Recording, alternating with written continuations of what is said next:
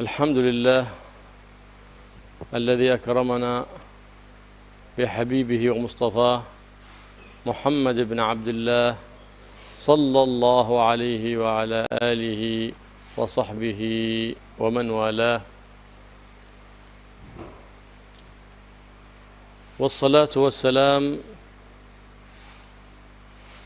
على حبيبه سيدنا محمد صلى الله عليه وآله وسلم الذي انشق له البدر بإشارة من إصبعه صلى الله عليه وآله وسلم، فهو البدر وانشق له البدر ونصره الله في بدر ونصر المؤمنين بالبدر محمد صلى الله عليه وآله وسلم. قال الله سبحانه وتعالى: ولقد نصركم ببدر وأنتم أذلة. البدر محمد، فنصركم الله بمحمد، ببدر أي بمحمد، وهو البدر صلى الله عليه وآله وسلم. وهذا خطاب لجميع الأمة، ما دمتم معتصمين بالبدر محمد فالنصر حليفكم، ما دمتم متمسكين بشرع محمد فالنصر والعزة لكم، ما دمتم معتصمين ومحيين لسنة نبيكم محمد صلى الله عليه وآله وسلم فلا أحد يقدر على إيذائكم، لا من الإنس ولا من الجن ولا من فيروس ولا من غيره ممن يرى ومما لا يرى، بل أنتم في حفظ الله وعنايته ورعايته بمحمد، لأن الواسطة العظمى لنا هو محمد صلى الله عليه وآله وسلم. جعله الله سبحانه وتعالى رحمة للعالمين ونورا ليخرجهم من الظلمات إلى النور، فالحمد لله الذي أكرمنا بأعظم نعمة، نعمة مولانا محمد، وبه أي بمولانا بالبدر محمد عرفنا الإسلام وعرفنا كل خير ببركته وواسطته صلى الله عليه وآله وسلم، تجنبنا كل شر، فالدال لنا لكل خير لنلزمه، وهو الدال لنا لكل شر لنجتنبه، فجزى الله عنا سيدنا ومولانا محمد صلى الله عليه وآله وسلم خير ما جزى نبيا عن أمته.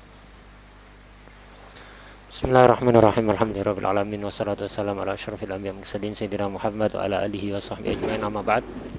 Alhamdulillah, segala puji bagi Allah yang telah memuliakan kita dengan kekasihnya yaitu Nabi Muhammad sallallahu alaihi wasallam.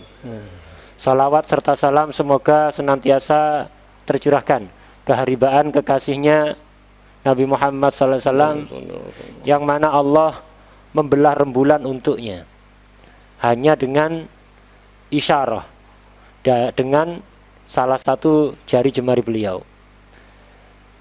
Nabi Muhammad SAW ini adalah rembulan purnama bagi kita semuanya. Beliau adalah rembulan dan Allah memberikan mukjizat untuk beliau terbelahnya rembulan. Beliau ini Al-Badr, artinya purnama. Dan Allah membelah purnama atau Al-Badr untuk beliau.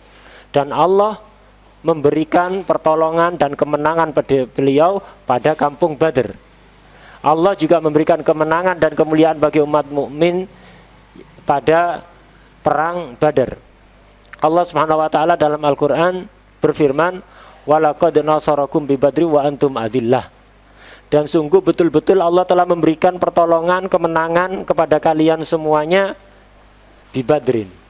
Secara zahir ini mungkin maknanya di kampung Badr, tapi di sini beliau tadi menjelaskan sungguh betul-betul Allah memberikan kemenangan pada kalian bi Badrin, artinya dengan barokah sang purnama sejati yaitu Nabi Muhammad SAW. Sedangkan kalian pada saat itu dalam keadaan hina, dalam keadaan lemah. Ayat ini walaqad nasarakum terdapat dhamir khitab. Ini khitab kepada seluruh umat. Artinya apa? Selama kalian wahai umat Nabi Muhammad masih mau mengikuti Nabi Muhammad, mau membela syariat Nabi Muhammad, mau menghidupkan sunnah-sunnah Nabi Muhammad, membela agama Nabi Muhammad, jangan khawatir. Kalian pasti menang, kalian pasti diberi pertolongan. Maka tidak perlu khawatir atas gangguan siapapun. Gangguan manusia, jin, virus, penyakit, tidak usah khawatir. Selama apa? Di dalam diri kalian terdapat sang purnama, yaitu Nabi Muhammad SAW.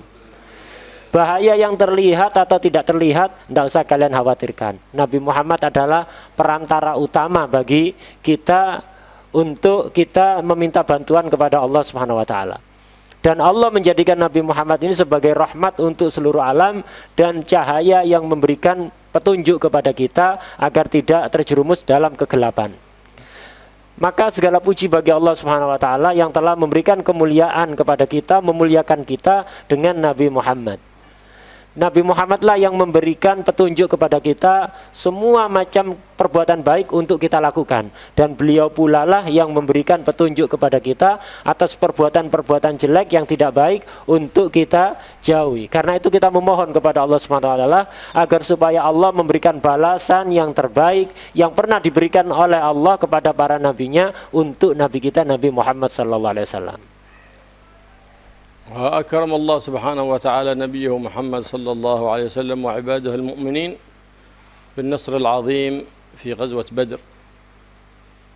وبدر ثلاثة أنواع: بدر الأولى وبدر الكبرى وبدر الصغرى. أما بدر الأولى وبدر الصغرى التي قالها بدر الموعد فلم يحصل فيها قتال، والمقصود بالكلام هنا هو بدر الكبرى التي سماها الله سبحانه وتعالى يوم الفرقان، يوم التقى الجمعان، بدر الكبرى. غزوة بدر الكبرى هي يوم فرق الله فيه بين الحق والباطل، لهذا سميت يوم الفرقان، يوم التقى الجمعان، في رمضان، في 17 رمضان، وكان يوم الجمعة في السنة الثانية من هجرة النبي محمد صلى الله عليه وآله وسلم. ولعظم هذه الغزوة يوم الفرقان جعل الله سبحانه وتعالى لها سورة في القرآن سميت سورة بدر، وهي سورة الأنفال، من أسمائها سورة بدر. نعم. فكلها في الأنفال ذكر الله سبحانه وتعالى فيها بدر، وما امتن الله سبحانه وتعالى على عباده المؤمنين في تلك الغزوة. فقال الله سبحانه وتعالى: ولقد نصركم الله ببدر وأنتم أذلة، امتنانا من الله سبحانه وتعالى، وأنتم أذلة للمستضعفين، فاتقوا الله لعلكم تشكرون، فإنكم في نعمة عظيمة، فحافظوا على هذه النعمة. والحفاظ على النعمة بماذا يكون؟ بالشكر، لأن الشكر صيد المفقود وقيد الموجود. إذا أردت النعمة التي عندك تكون ثابتة لا تتزعزع ولا تزول عنك، فاشكر الله سبحانه وتعالى. وإذا أردت أن تستزيد من النعم فداوم على شكر الإله سبحانه وتعالى، تزيد النعم من الله سبحانه وتعالى. فلهذا امتن الله عليهم، على عباده المؤمنين، ولم يطلب منهم مقابل ذلك إلا شكرا لله وعدم جحودا لنعمة الله عليهم سبحانه وتعالى.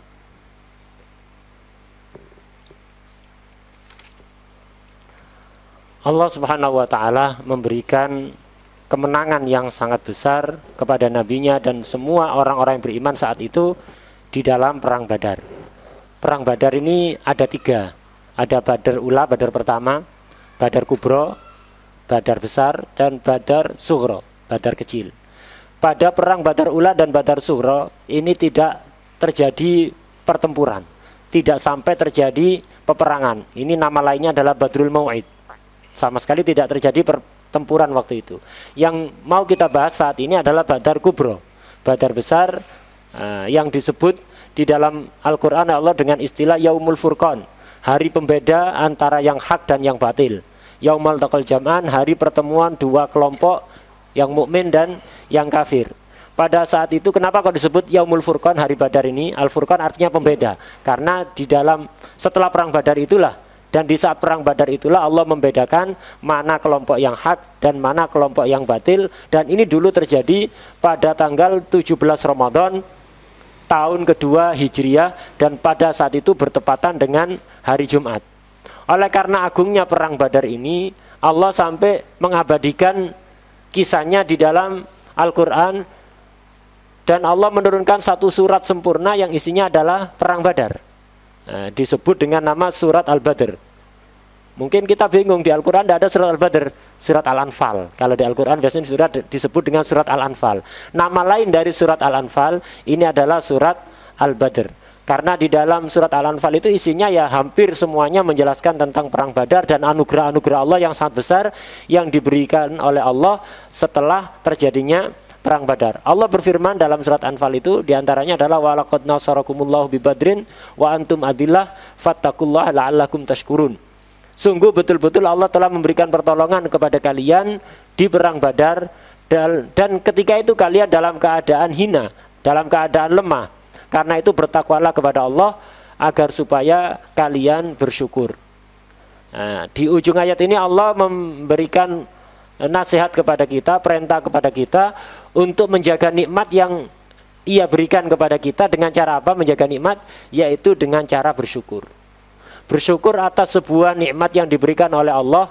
Ini ibaratnya adalah, jadi syukur itu bisa memburu nikmat yang belum kita dapatkan dan bisa mengikat dengan kuat nikmat yang telah kita miliki.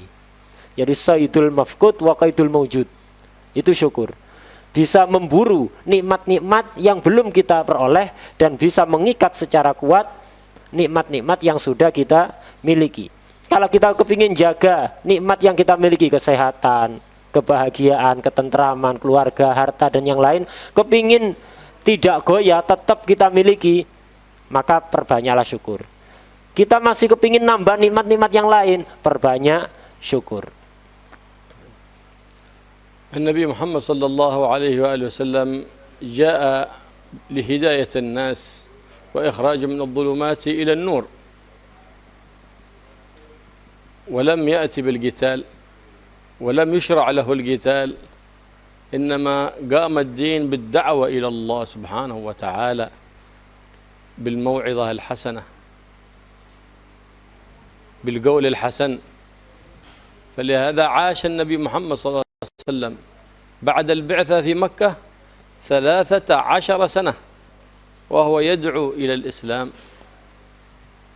بالحكمة والموعظة الحسنة، فلقي أشد الإيذاء وأودي أشد الإيذاء ولم يلقى قبولا إلا من القليل، ولم يؤمر بقتال حتى من قاتله وآذاه فإنه يصبر، فخاطبه الله تعالى واصبر كما صبر أولو العزم من الرسل. فكان يوطأ وهو يصلي في القدم لا يتكلم، يوضع على ظهره وهو في السجود السلاء والوسخ فلا يرد عليهم بكلمة، ودخل في الإسلام في دين سيد الأنام محمد صلى الله عليه وآله وسلم بعض الصحابة. وكان إسلام سيدنا عمر بعد إسلام سيدنا حمزة، وبإسلامهما صارت للمسلمين قوة ومنعة. فأراد سيدنا حمزة وسيدنا عمر أن يقوم عندما يرون إيذاء المسلمين يريدون أن يقاتلوا، فيأتون عند كثير منهم أي من أصحاب النبي محمد صلى الله عليه وسلم من الذين أوذوا يقول يا رسول الله كيف لا نؤذى ولا نرد على من آذانا؟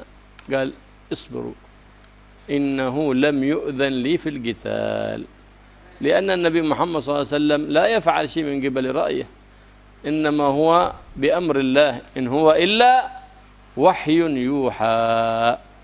فكل فعله وقوله صلى الله عليه وآله وسلم إنما هو من الله سبحانه وتعالى أظهره على يد حبيبي محمد صلى الله عليه وآله وصحبه وسلم، ومضى على ذلك 13 سنة حتى جاء بعد اشتد الأذى أشد الإيذاء، ولم يدعو على أحد منهم، بل عندما رمي بالحجارة بعد أن خرج من الطائف وهم يرمونه بالحجارة حتى دميت أقدامه، فأرسل الله إليه الملك فقال له لو شئت لأطبقت عليهم الجبلين الأخشبين فلم يبق منهم أحد على قيد الحياة. قالوا لا، لعل الله أن يخرج من أصلابهم من يشهد أن لا إله إلا الله وحده لا شريك له، أي وأن سيدنا محمدا عبده ورسوله. ما دعا على أحد أبدا، ما دعا عليهم حتى اشتد الأذى إلى أعلاه وتجمع الناس عليه لإيذاه وتعصبوا على قتل النبي محمد صلى الله عليه وسلم. فحينئذ أذن له في الهجرة من مكة المكرمة إلى المدينة المنورة، وقبل ذلك تقدم قبله أصحابه في الهجرة، منهم إلى الحبشة ومنهم إلى المدينة، وما هاجر من مكة إلا بعد أن بلغ في الأذى أعلى الأذى. لهذا قال أوذيت ولم يؤذى أحد كما أوذيت. وصبر النبي محمد صلى الله عليه وسلم وصبر، فكان له النصر وكان له الظفر صلى الله عليه وآله وسلم. جرت سنة الله في عباده أن تكون الغلبة لأهل الحق في الأخير والعاقبة لعباده المتقين. وإن تمتع الظالمين بأيام وسنوات معدودات لكنهم يفنوا ولا يبقى لهم ذكر، والعاقبة والذكر الحسن يبقى للمتقين.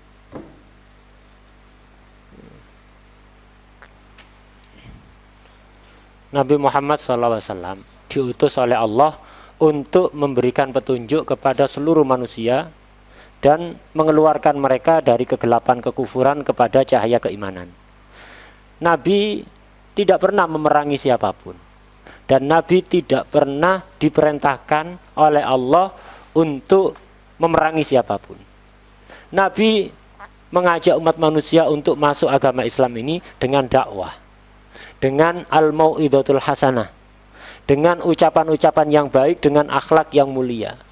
Dan ini berlangsung, jadi Nabi sama sekali tidak pernah memerangi siapapun, tidak pernah menyakiti siapapun, tidak pernah menyuruh orang untuk perang, bahkan melarang untuk perang. Ini berlangsung, dan padahal beliau disakiti sangat luar biasa. Bukan hanya beliau, keluarga beliau, sahabat-sahabat beliau itu disakiti, tapi tidak pernah membalas, apalagi bikin ulah, apalagi nyerang, memerangi orang. Tidak pernah, beliau sabar.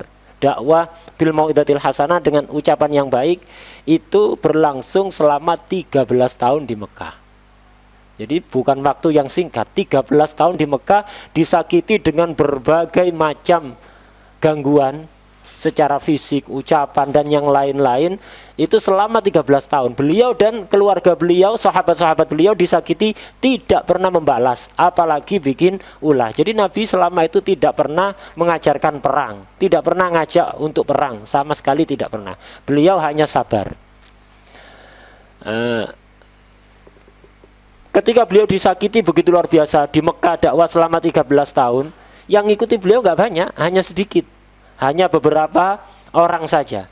Dan beliau sama sekali tidak pernah, sekali lagi tidak pernah diperintahkan untuk perang, tapi diperintahkan untuk sabar. Sebagaimana firman Allah, fasbir kama sabara ulul azmi minar rusul. Sabarlah kamu wahai Nabi Muhammad SAW, sebagaimana rasul-rasul ulul azmi sebelum kamu juga bersabar. Nabi ini diantara gangguan yang beliau alami ketika dakwah ada di Mekah sebelum hijrah ke Madinah, dan beliau sama sekali tidak pernah membalas, apalagi bikin ulah. Beliau itu seringkali kepala beliau itu diinjak dengan kaki orang-orang musyrik. Jangankan beliau membalas, berbicara, komentar sedikit pun enggak. Pernah beliau ketika sujud disiram kotoran. Sujud ibadah kepada Allah, tidak menyakiti siapapun, sujud ibadah kepada Allah, disiram kotoran kepala beliau, tidak komentar satu patah kata pun. apalagi membalas. Gitu. Sampai akhirnya kemudian di antara orang yang masuk Islam menjadi pengikut beliau adalah 2 orang jagoan, yaitu Sayyidina Hamzah dan kemudian diikuti oleh Sayyidina Umar. Ketika sebelum beliau berdua ini masuk Islam, yang masuk Islam itu rata-rata orang-orang yang fisiknya biasa-biasa saja, bukan orang yang terkenal jagoan. Makanya orang kafir itu tidak segan-segan untuk menyakiti Nabi dan siapapun yang ikuti Nabi. Tapi setelah Sayyidina Hamzah dan Sayyidina Umar masuk Islam, ini beliau terkenal pendekar 2 orang ini. Jagoannya orang Mekah. Orang kafir agak segan. Jadi mau ganggu Nabi dan pengikut Nabi ini agak segan. Tapi bukan berarti tidak ada gangguan, masih ada gangguan. Cuman rodok-rodok singitan gitu aja. Jadi nggak terang-terangan di depan Sayyidina Hamzah atau Sayyidina Umar. Tapi tetap gangguan kepada Nabi dan umat Islam itu tetap berlangsung. Ketika Sayyidina Umar dan Sayyidina Hamzah tahu apa yang dilakukan oleh orang musyrik, Sayyidina Hamzah dan Sayyidina Umar meminta izin kepada Nabi. Nabi, kita lawan saja orang kafir ini. Jangan kita biarkan mereka semena-mena, seenaknya sendiri memperlakukan Anda dan pengikut Anda. Buat apa kita diam? Bukankah kita ini berada di kelompok yang benar? Kenapa kita diam? Harus kita lawan ini. Jawaban Nabi apa? Jadi jawaban Nabi, jangan. Aku belum diperintahkan untuk perang oleh Allah. Aku belum diperintahkan untuk berperang. Jangan. Nah, ini Nabi menunjukkan bagaimana sikap Nabi, semua ucapan Nabi itu tidak ada yang muncul dari hawa nafsu beliau. Semuanya atas dasar wahyu dari Allah. Tidak pernah Nabi itu berkata sepatah kata pun atau berbuat sedikit pun kecuali berdasar atas tuntunan wahyu. Dan ini terus berlangsung sampai kemudian berlalu 13 tahun beliau dakwah ada di Mekah. Beliau disakiti dengan gangguan yang sangat luar biasa. Beliau tidak pernah membalas, bahkan komentar saja tidak. Dan beliau tidak pernah mendoakan jelek kepada siapapun. Padahal kalau beliau berdoa 1 kali aja, pasti langsung akan dijawab oleh Allah. Tapi beliau sama sekali tidak pernah mendoakan jelek kepada siapapun. Suatu ketika gangguan di Mekah tambah parah, semakin menjadi-jadi gangguan orang Mekah, beliau mencoba dakwah ke daerah Taif. Ketika di Taif, beliau dakwah bukannya diterima dengan baik oleh orang Taif, malah tambah kurang ajar lagi orang Taif ini. Mereka menolak ajakan Nabi dengan cara yang sangat tidak manusiawi. Kemudian mereka bukan hanya mengata-ngatai Nabi, tapi melempari Nabi dengan batu. Mereka nyuruh orang-orang gila, anak-anak kecil di kalangan mereka untuk ngejar Nabi, dilempari batu sampai kakinya berdarah-darah. Nabi terjatuh, dipaksa berdiri, dipukuli, dilempari batu sampai berdarah-darah, mengucur darah dari kaki Nabi. Nabi tidak komentar sedikit pun, tidak mendoakan jelek. Sampai akhirnya Allah ngutus malaikat. Melihat kekasihnya diperlakukan seperti itu, Allah ngutus malaikat untuk memberikan tawaran. Kata malaikat memberikan tawaran pada Nabi, wahai Rasulullah, aku diperintah oleh Allah untuk memberikan tawaran kepada Anda. Kalau Anda mau, sekarang juga mereka orang-orang Taif ini akan dibinasakan oleh Allah dengan dijepit 2 gunung. 2 gunung ini akan dipertemukan untuk gulek mereka. Kalau Anda mau sekarang juga, itu akan dilakukan oleh Allah, asal Anda mau. Tapi apa jawaban Nabi? Oh enggak, aku tidak ingin itu terjadi. Aku cuma berharap suatu saat nanti dari keturunan mereka yang menyakiti aku sejadi-jadinya seperti ini, aku berharap dari keturunan mereka ada yang bersyahadat tidak ada Tuhan selain Allah dan aku adalah utusan Allah. Itu yang dilakukan oleh Nabi. Tidak pernah membalas, bahkan doa jelek enggak, malah mendoakan baik. Semoga kalau mereka pun tidak beriman, semoga anak cucunya nanti akan ada yang menjadi orang-orang mukmin. Nah, ini. Jadi Nabi sama sekali tidak pernah mendoakan jelek, sampai kemudian akhirnya orang-orang Mekah tambah menjadi-jadi gangguannya kepada Nabi, dan mereka sepakat, mereka rapat, hasilnya adalah sepakat mau membunuh Rasulullah SAW. Akhirnya pada saat itu Allah baru memberikan izin kepada Nabi bukan untuk perang, tapi untuk hijrah, pindah daerah dari Mekah ke daerah yang lain. Sebelumnya pernah hijrah, sebagian sahabat ada yang ke Habasyah. Nah, ketika gangguan semakin menjadi-jadi, mereka membunuh Nabi. Allah mengizinkan Nabi dan para sahabat untuk hijrah ke Madinah. Bukan untuk perang, untuk hijrah.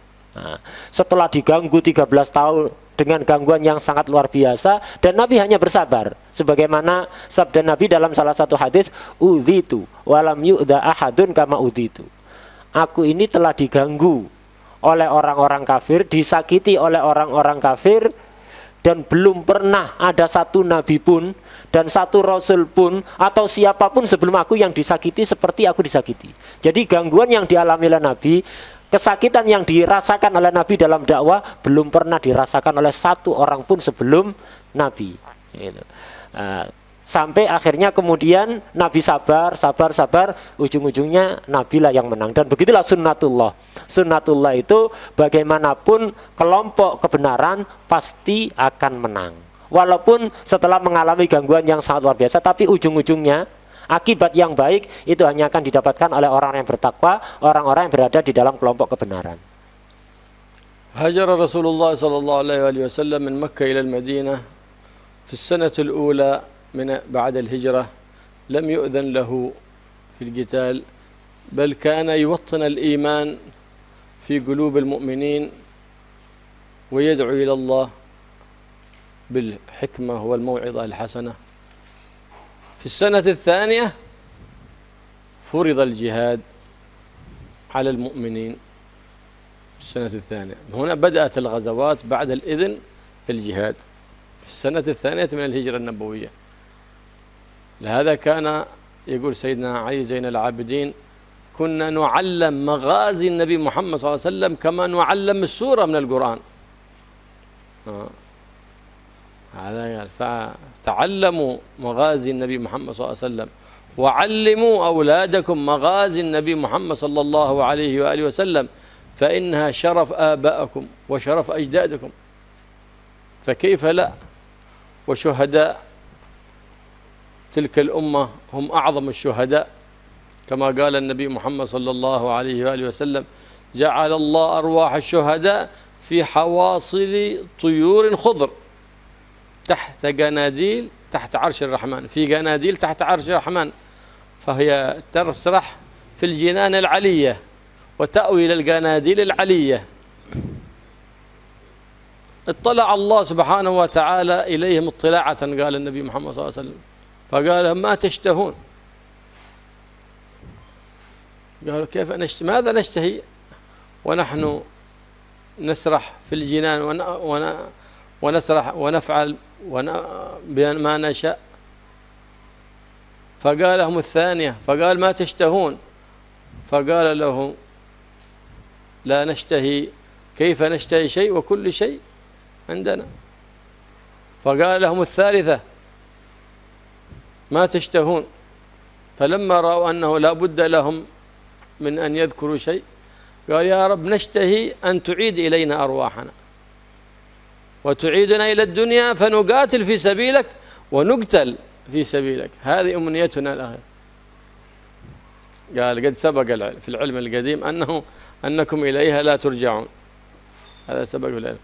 قال: يا رب أبلغ إخواننا عنا، أبلغهم كيف حالتنا، لأن تحسبونهم أنهم ماتوا وقتلوا خلاص، لا.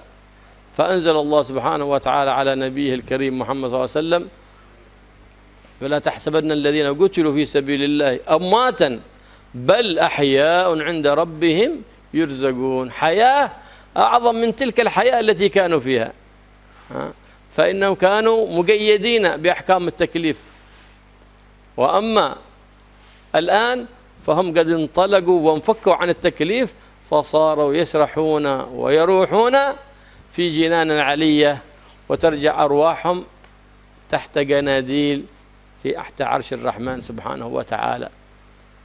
ولا تشتاق ليش؟ ما تشتاق إلا إلى النبي صلى الله عليه وسلم، ما تشتاق إلى شيء في الدنيا أبدا إلا إلى النبي محمد صلى الله عليه وسلم. كان سيدنا رسول الله صلى الله عليه وسلم وهو يخطب لأصحابه صلى الله عليه وآله وسلم، إذ سمعوه وهو في أثناء خطبته يقول: وعليكم السلام ورحمة الله وبركاته. بعد الخطبة قال: يا رسول الله، قد لكن سمعنا منك شيء لم نكن نسمعه. قال: نعم. هذه كانت الخطبة بعد غزوة مؤتة قد استشهد فيها سيدنا جعفر بن أبي طالب، عبد الله بن رواحة، وزيد بن حارثة. فقال قد مر علي جعفر بن أبي طالب مع جماعة من أصحابه فسلموا علي فرددت عليهم السلام. اشتاقت إيش في الدنيا؟ اشتاقوا للزوجات لأهل له، ما اشتاقوا إلا للنبي محمد صلى الله عليه وسلم. خرجوا للسلام على النبي محمد صلى الله عليه وآله وصحبه وسلم، الذي هي رؤيته أعظم اللذات في هذه الحياة الدنيا، في المنام وفي اليقظة أعظم وأجل من الله سبحانه وتعالى. فتشتاق هذه الأرواح لجمال النبي محمد صلى الله عليه وسلم. لهذا قال فجاء جعفر ومن معه، فكان عندما جاء جعله الله سبحانه وتعالى أرواحا في خواصل طيور خضر. هذه الطيور الخضر جعلها مستقر لتلك الأرواح، فتأوي إلى الجنان العالية وتأوي إلى تلك الجناديل العالية تحت عرش الرحمن سبحانه وتعالى.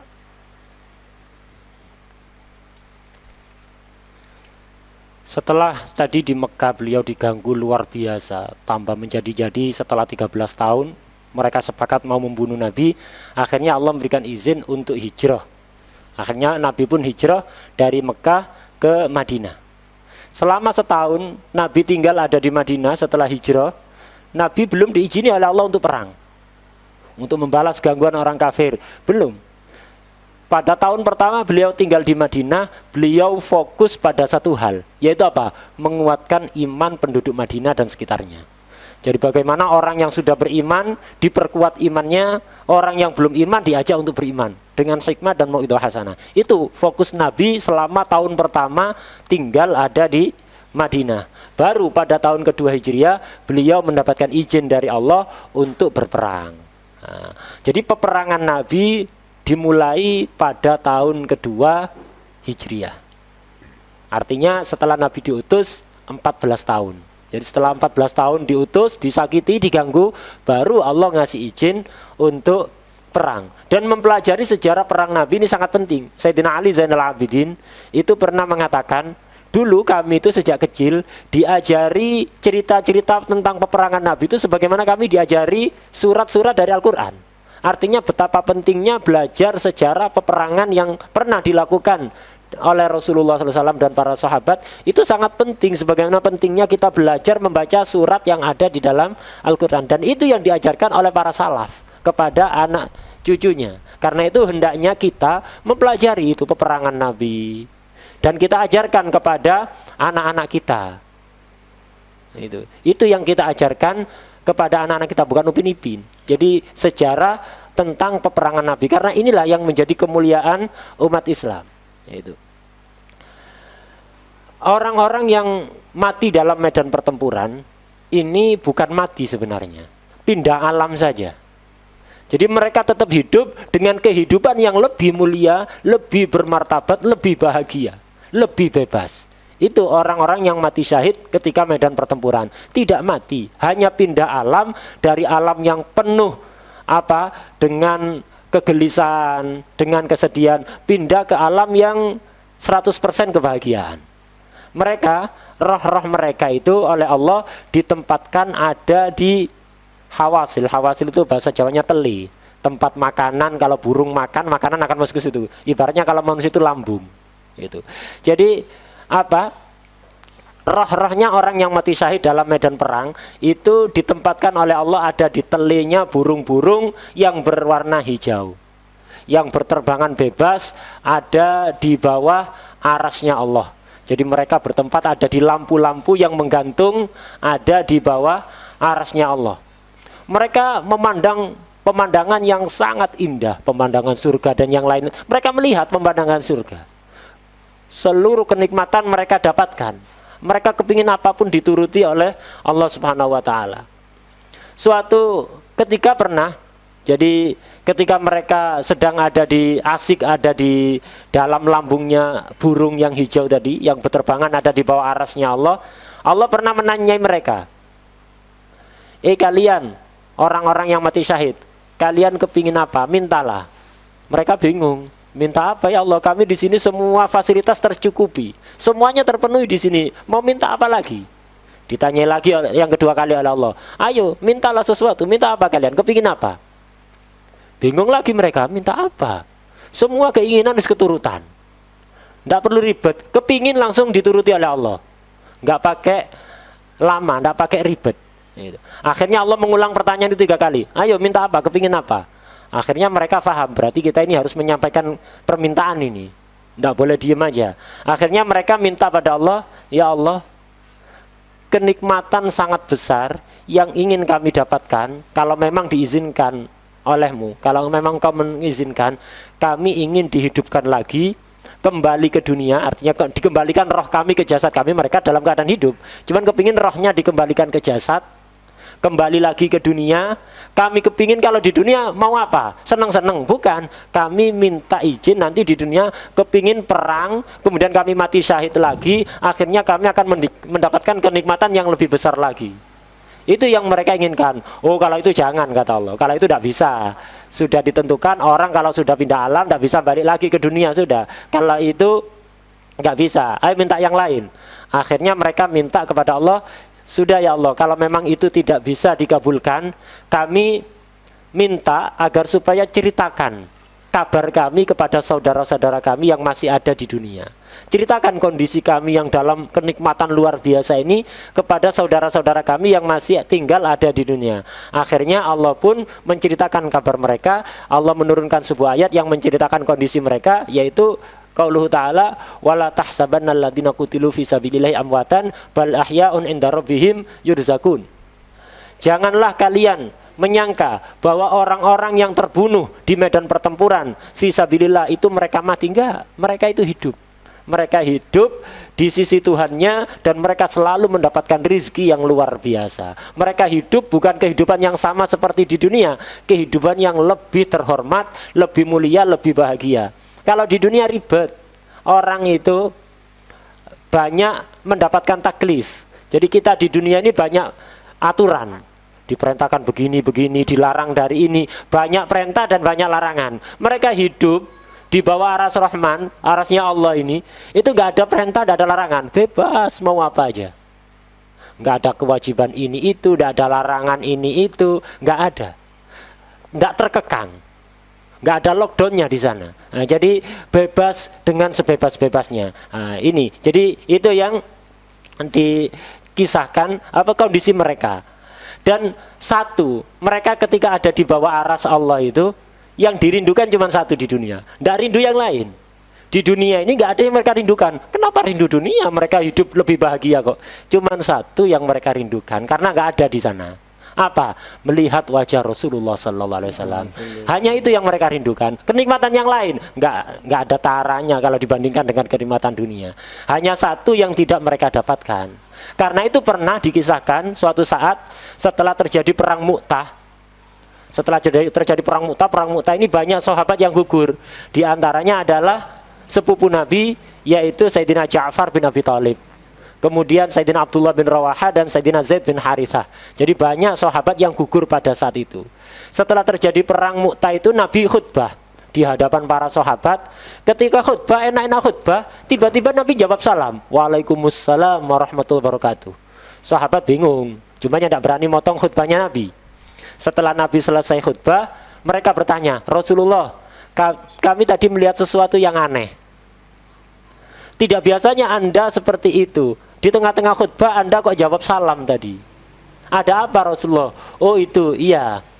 Tadi itu ketika aku tengah-tengah khutbah, tiba-tiba di atas langit ini ada Ja'far bin Abi Thalib yang kemarin gugur di medan pertempuran Mu'tah itu bersama teman-temannya yang gugur di medan pertempuran. Mereka rombongan minta izin kepada Allah, kepingin melihat aku, kangen padaku katanya. Mereka dalam kenikmatan yang luar biasa itu, tapi ada satu yang mereka rindukan. Akhirnya mereka minta izin kepada Allah untuk melihatku, ngobati kangen. Allah pun mengizinkan. Dan mereka di atas langit mengucapkan salam kepadaku. Akhirnya aku jawab salam. Itu yang mereka rindukan ketika setelah gugur dari medan pertempuran. Mereka gak kangen istri, wis oleh sing luwih ayu. Itu jadi nggak kangen, jadi diganti oleh Allah. Yang kangen hanya ngelihat Nabi. Ngelihat Nabi ini adalah nikmat yang teragung di dunia, walaupun itu hanya sekedar dalam tidur, apalagi ketika terjaga. وكانت دعوته صلى الله عليه وآله وسلم في بداية الأمر إلى 3 خصال: الإيمان بالله، والإيمان باليوم الآخر، ومكارم الأخلاق. يدعو إلى مكارم الأخلاق.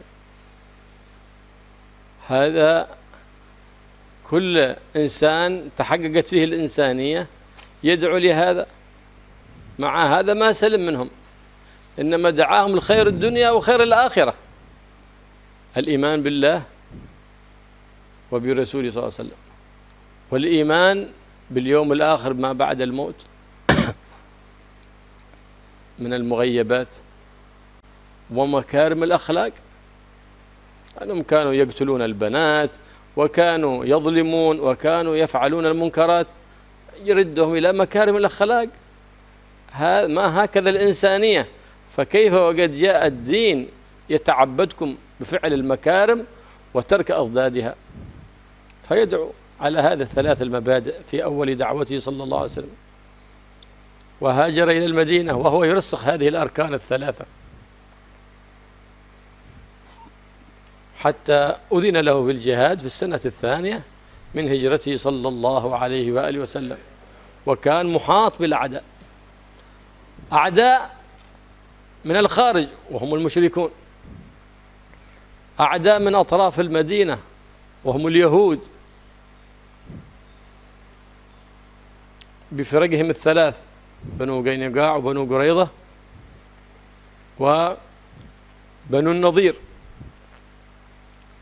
والعدو الثالث وسط المدينة وهو أخبث الأعداء، وهم المنافقون والعياذ بالله، يظهرون الإسلام للمسلمين ويضمرون الكفر والبغض والعداوة لهم والعياذ بالله. وهذا هو أخبث الأعداء، ولقي منهم النبي محمد صلى الله عليه وسلم أشد الإيذاء، كما قال الشاعر: يعطيك من طرف اللسان حلاوة، ويروغ منك كما يروغ الثعلب. هكذا. وهذا نعوذ بالله يظهر لك الصداقة وهو عدوك. هذا أخس من عدو، هذا وهو أخبث الأعداء، الذي يظهر لك الصداقة والمحبة ويضمر لك البغض والعداوة والعياذ بالله. يعطيك من طرف اللسان حلاوة، الكلام الطيب ونفاق الكلام والتملق في الكلام، ويروغ من وراءك منك كما يروغ الثعلب. إذا حصل فرصة لإيذائك لا يقصر، إذا فحصل فرصة في الكلام على عرضك أو على أحد مما يخصك ما يقصر في ذلك. هذا عدو والعياذ بالله.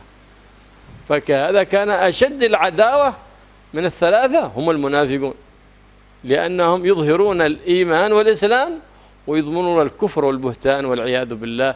فكان إيذاءهم للنبي محمد صلى الله عليه وسلم أشد الإيذاء.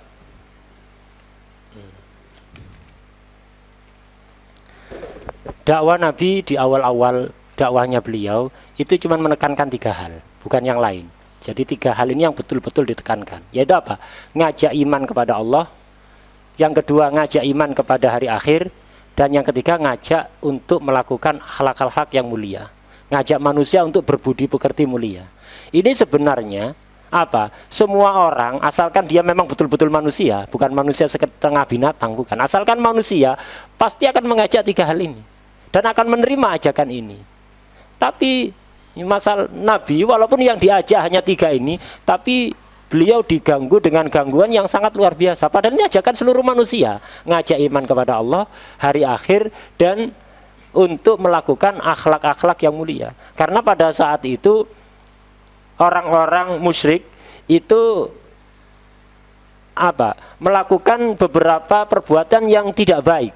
Secara akhlak tidak baik. Mereka membunuh anak perempuannya hidup-hidup, dikubur hidup-hidup, kedzaliman, dan kekejian-kekejian yang lain. Itu 13 tahun di Mekah Nabi dakwahnya cuman menekankan 3 hal ini. Ketika beliau hijrah ke Madinah, beliau lebih menekankan lagi 3 hal ini. Jadi terutama pada tahun pertama beliau tinggal di Madinah, fokus dakwanya pada 3 hal ini. Dan Nabi pada saat itu ketika tinggal di Madinah ini dikelilingi musuh dari segala penjuru. Ada musuh di luar Madinah, ada musuh di pinggiran Madinah, ada musuh di tengah-tengah Madinah. Musuh yang di luar Madinah yaitu orang-orang musyrik. Orang-orang musyrik, orang-orang paganisme, orang-orang penyembah berhala itu. Ada musuh yang di sekitar Madinah, di pinggiran kota Madinah, yaitu orang-orang Yahudi. Yang waktu itu ada 3 kelompok, orang Yahudi Bani Kainuqa, Bani Quraidah, dan Bani Nadir. Kemudian ada musuh ketiga, ini musuh yang paling jahat ini. Musuh yang paling berbahaya tinggal di tengah-tengah Madinah. Tinggal di tengah-tengah Madinah, yaitu orang-orang munafik. Gangguan yang dialami oleh Nabi dari ketiga musuh tadi itu, musuh di luar Madinah orang musyrik, musuh di pinggiran Madinah orang Yahudi, dan musuh di tengah-tengah Madinah yaitu orang munafik. Yang paling parah gangguannya adalah orang-orang yang ada di tengah-tengah Madinah, yaitu orang-orang munafik. Mereka kalau di hadapan Nabi ngomongnya enak, manis gitu, omongannya enak, tapi mereka selalu mengintai. Ada kesempatan apapun untuk menyakiti Nabi akan mereka lakukan. Jadi kayak garangan gitu, kayak luwak. Jadi siap memangsa kapanpun. Jadi kalau belum ada kesempatan, ya pura-pura baik, ngomongnya enak, tapi selalu mengintai, mencari kesempatan untuk menyakiti Nabi, baik secara fisik atau secara lisan. Itu. Kalau ada kesempatan untuk membicarakan Nabi, mereka selalu semangat. Atau membicarakan orang-orang dekat Nabi, selalu semangat. Lah ini musuh yang paling berbahaya. Menampakkan seolah-olah dekat dengan kita, mencintai kita, tapi merencanakan kejahatan untuk kita. نعم. واليهود الذين نزلوا في المدينة من قديم الزمن أجدادهم قرأوا في الكتب المنزلة أن مهاجر النبي المنتظر آخر الزمان خاتم الأنبياء والمرسلين الذين يعرفونه كما يعرفون أبنائهم بل أشد من معرفتهم لأبنائهم لأن التوراة والإنجيل جاء بوصف النبي محمد صلى الله عليه وآله وسلم. هاجر أجدادهم إلى المدينة المنورة وصبروا على لأوائها حتى يخرج النبي محمد صلى الله عليه وسلم. فكان إذا آذاهم أحد من أهل المدينة من الأوس والخزرج يقولون له ننتظر حتى يخرج النبي المنتظر فينصرنا عليكم. فكان كل جيل يوصي من بعده أنكم إن أدركتوا هذا النبي المنتظر فآمنوا به. وهكذا كان كل الأنبياء والمرسلين يوصون أممهم من بعدهم أنكم إن أدركتم هذا النبي آخر الزمان خاتم الأنبياء والمرسلين أن يؤمنوا به. موسى أخذ العهد على قومه، عيسى أخذ العهد على قومه، وهكذا كل نبي وكل رسول. فهاجر أجدادهم إلى المدينة المنورة، أجداد بنو قريظة وقينقاع وبنو النضير، أولئك اليهود الفرق الثلاث. لكن بعد ما بعث النبي محمد صلى الله عليه وسلم وهم كانوا ينتظرون بعثته بفارغ الصبر كفروا به حسدا وبغضا وعنادا. ليه؟ قال ليه بعث هذا بعث من العرب، ما بعث منا هذا. فهم يريدون النبي على هواهم. أهم يقسمون رحمة ربك؟ الله يجعل فضله في من شاء وفي من شاء وينزله في أي وقت شاء، ذلك فضل الله يؤتيه من يشاء. فكانوا أشد عداوة وبغضا للنبي محمد، فلهذا لم يؤمن منهم أي من زعمائهم إلا القليل.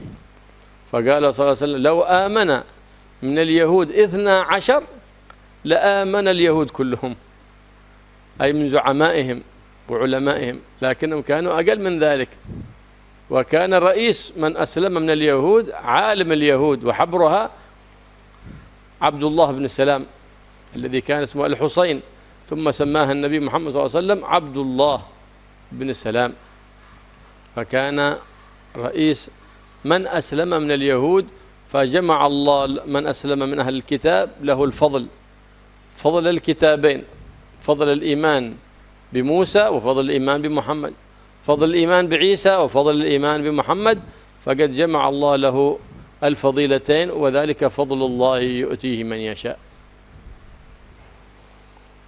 Orang Yahudi yang ada di Madinah, tadi dikatakan musuh Nabi itu ada 3 kelompok, musuh di luar Madinah dan musuh di pinggiran Madinah serta musuh di dalam Madinah. Musuh yang di pinggiran Madinah yaitu orang-orang Yahudi.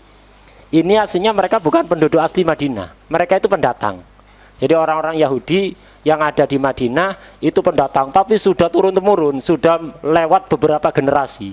Jadi entah kakek yang nomor berapa dulu yang hijrah ke Madinah. Untuk apa mereka hijrah ke Madinah? Kakek-kakek mereka yang awal dulu, mereka membaca di kitab mereka, yaitu kitab Taurat, dan wasiat dari nabi-nabi mereka dulu, bahwa nanti akan ada nabi akhir zaman.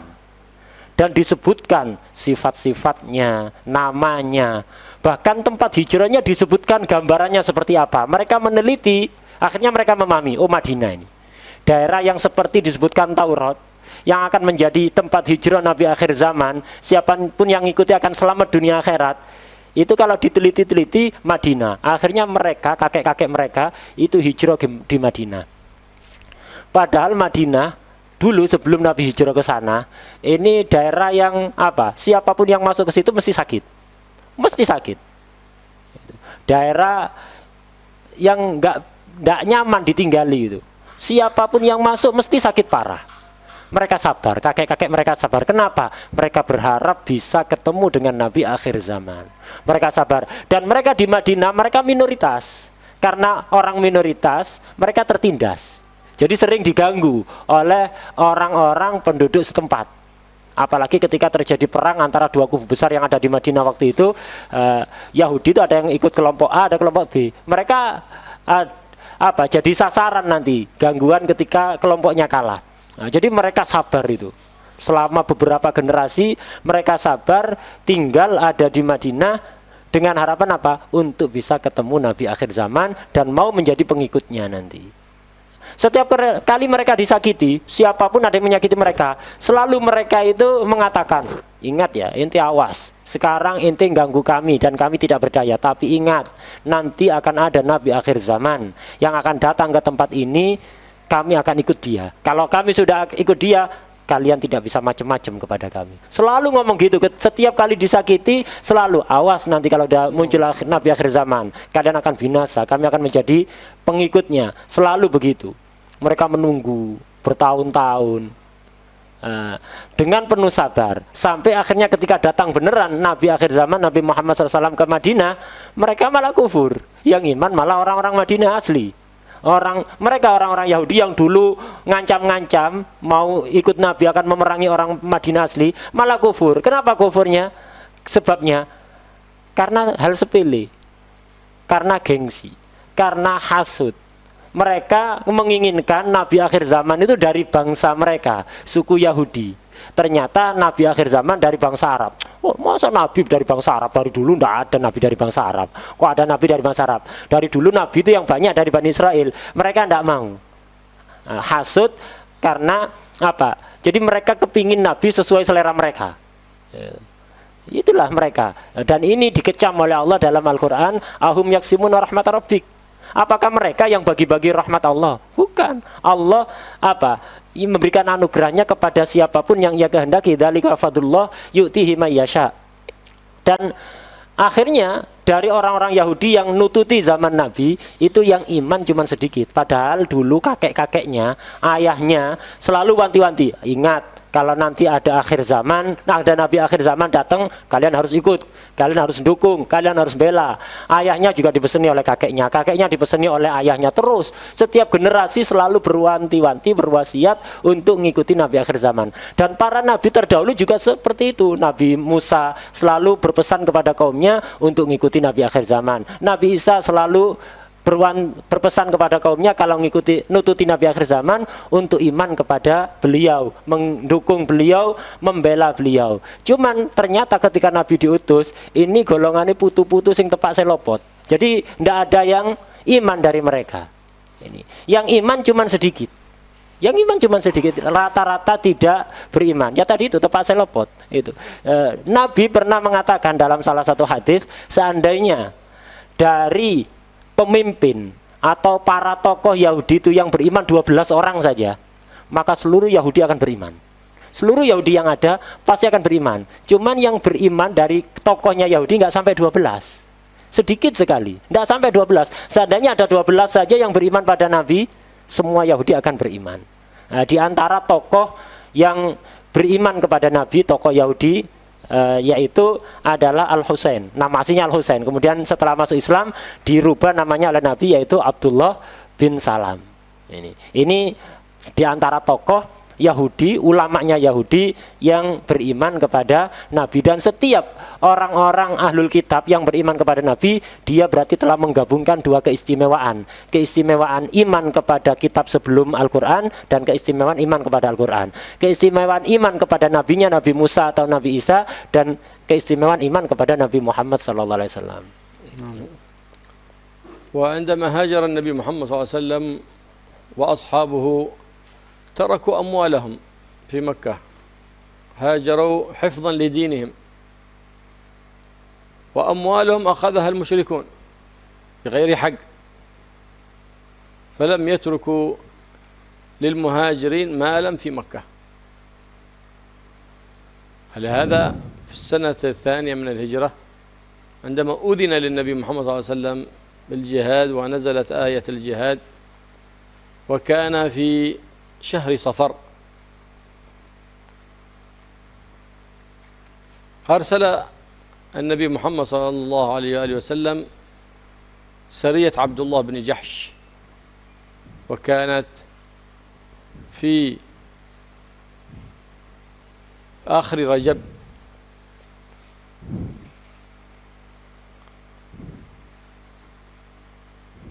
فأخذوا بعض المشركين وأخذوا أموالهم ما معهم فداء لما أخذوه من أموالهم.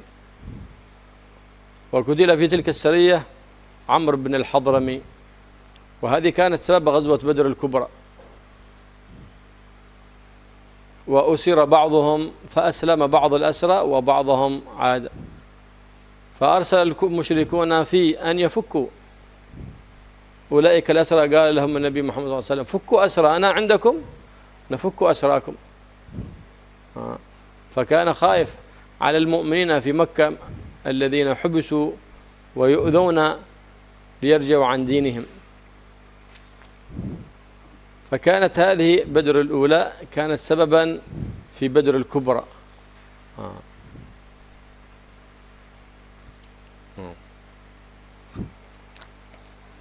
Ketika Nabi hijrah ke Madinah, para sahabat juga hijrah ke Madinah. Mereka hijrah tidak ada tujuan lain. Tujuan utamanya adalah untuk menjaga agama mereka, karena di Mekah diganggu luar biasa gangguannya.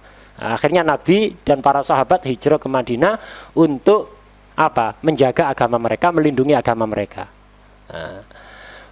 Mereka ketika hijrah ke Madinah tidak mampu membawa harta mereka. Kenapa? Ada pengawasan sangat ketat dari orang-orang musyrikin. Jadi kalau sampai, jadi mereka hijrah itu sembunyi-sembunyi. Kalau bawa harta kelihatan mencolok gitu, sembunyi-sembunyi. Kalau ketemu itu ada yang ditangkap, tidak boleh keluar. Ada yang boleh keluar, tapi seluruh harta yang dibawa, walaupun untuk bekal, harus ditinggalkan. Silakan hijrah, orang tok, tidak usah bawa apapun. Anak istri ditinggal, harta ditinggal.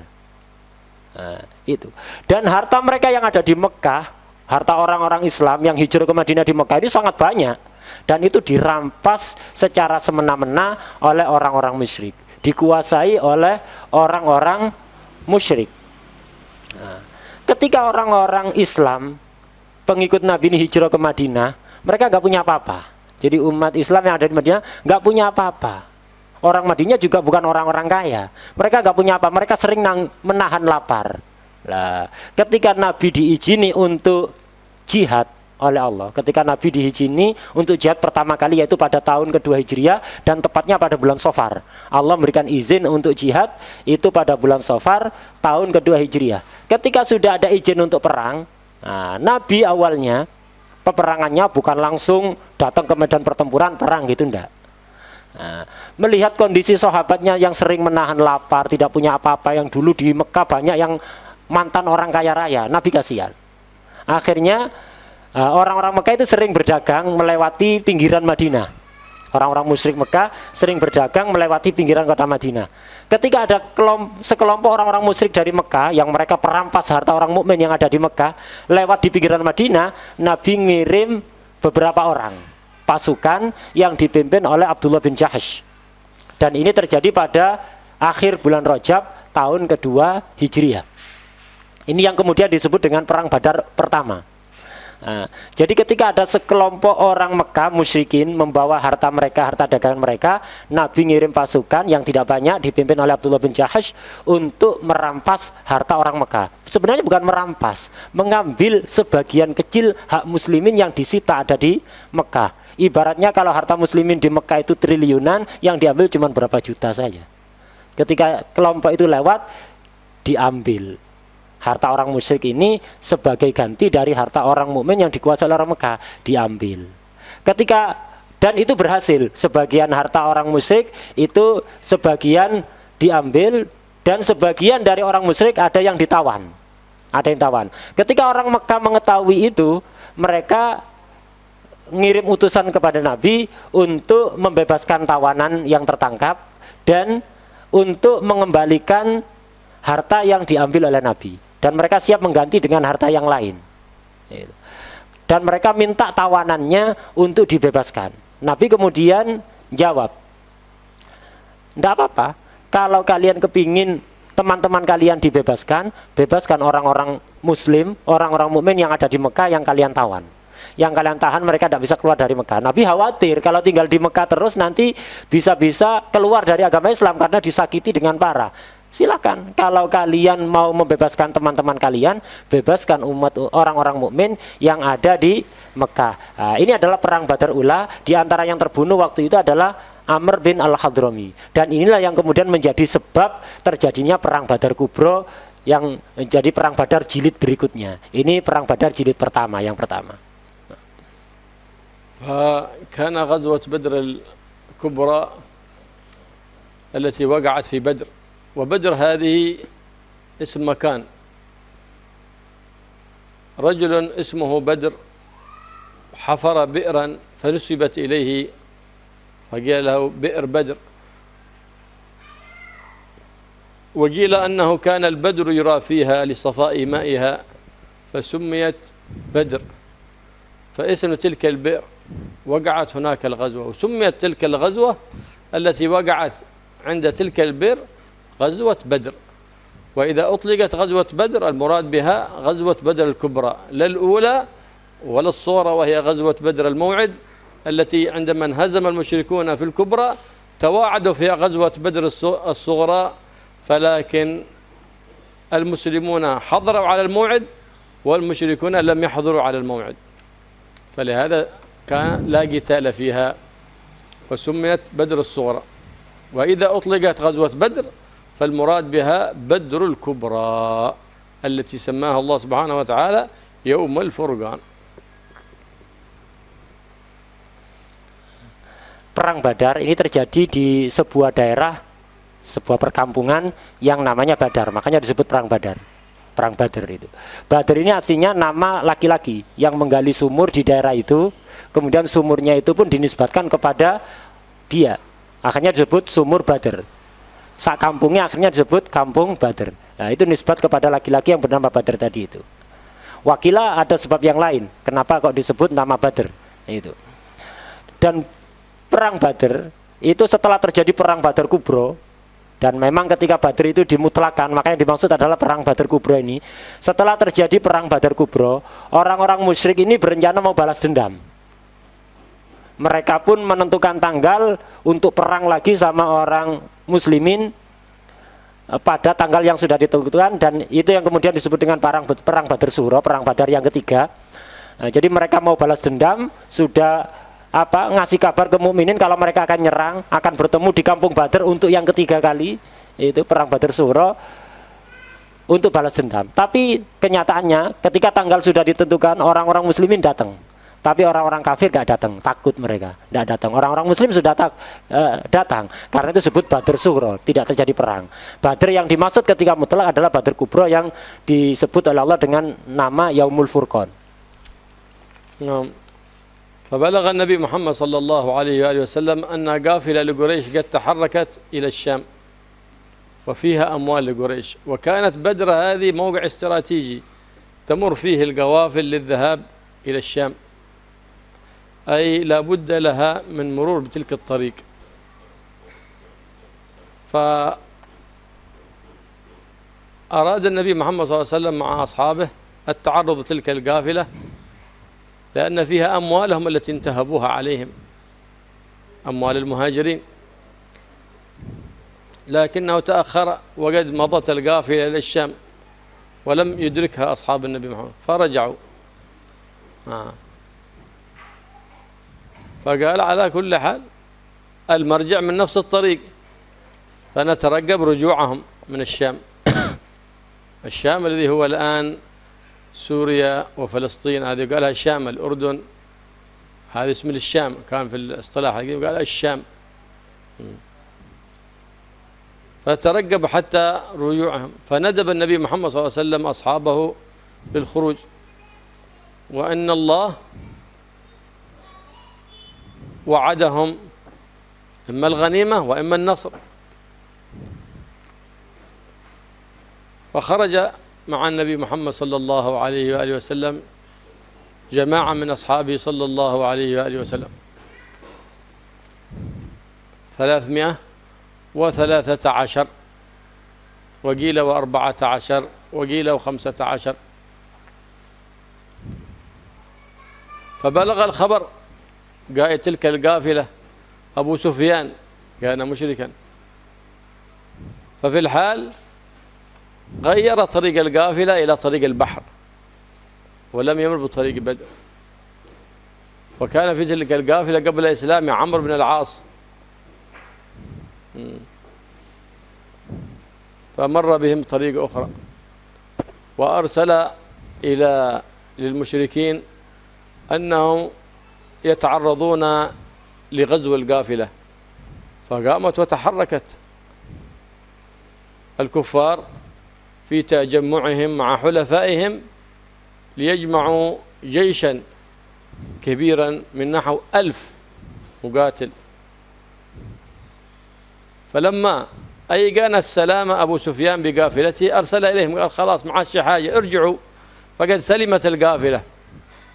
فقال لا خلاص لا نعدها إلا للنزهة، بنخرج للنزهة وبنقتل هم. فأرادوا أن يرجعوا، لكنهم أبى فرعون هذه الأمة إلا أن يمضوا إلى قتال النبي محمد صلى الله عليه وسلم، وهو أبو جهل، قالوا فرعون هذه الأمة. وقال كتب لهم كتابا أن يرجعوا، لكنهم أبوا إلا أن يمضوا إلى القتال، ومضوا إلى بدر. فهنا عزم حجته، والنبي محمد صلى الله عليه وآله وسلم لم يذكر الصحابة إلا أنها قافلة، ولم يكن مستعدين لا للغزو ولا للقتال. فكان معهم من الأفراس الخيول 2، ومن الجمال 70. أما المشركون فكان معهم من الخيل 200، وكان عددهم 1000 وهو ما يقارب.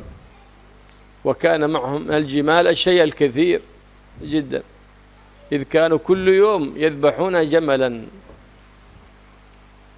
كل يوم يذبحون 10 جمال، إذ الجمل يكفي 100.